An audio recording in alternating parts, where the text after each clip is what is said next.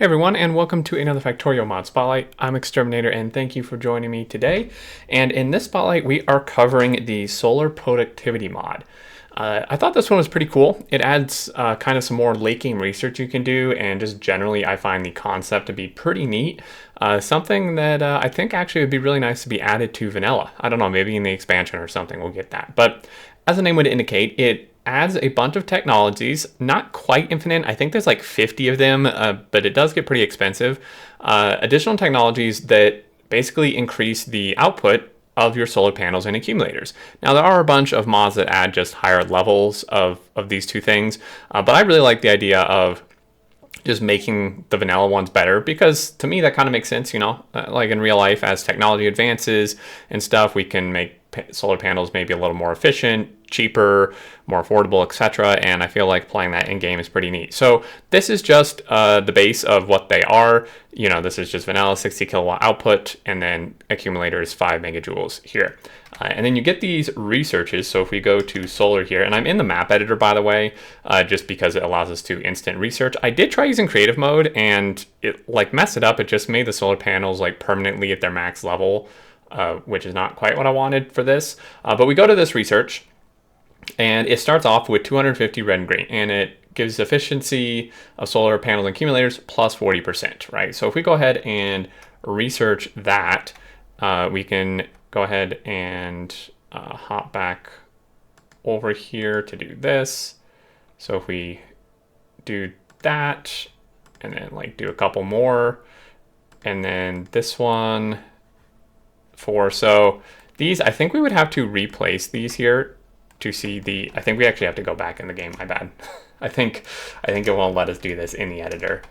I normally don't do these videos in the editor, so now if we take these and place these down, you can see that they have increased. Yeah, so sorry for a little hiccup there. I normally don't do videos while I'm in the editor, but you can see they have increased, right? So it's now 114 kilowatts. These are now 9.5 megajoules, right? And then if we were to hop back in the editor and do more and more of them, now of course it doesn't increase their cost because the cost is in the science, the research itself, right? So there is that. Now we can just hop back in the editor to research some more of these if we want to. So if we just go ahead and find solar here, come back here, and we can just research that, just research two more. You can see this is getting extremely expensive. We're only on productivity level 6 is the one we're about to research, and it's 7,500 of all of these packs. So it is absolutely not cheap. This is if we do this, the next one is 10K. So it doesn't scale as drastically as robo research, but it does scale faster than mining productivity research. And for good reason. This is pretty powerful, right? So we can see that going up there. It may actually just continue to increase by 2,500 each time is what's happening, because it doesn't give you less than 1,000 decimals here. So I think it is just increasing by a consistent 2.5 thousand.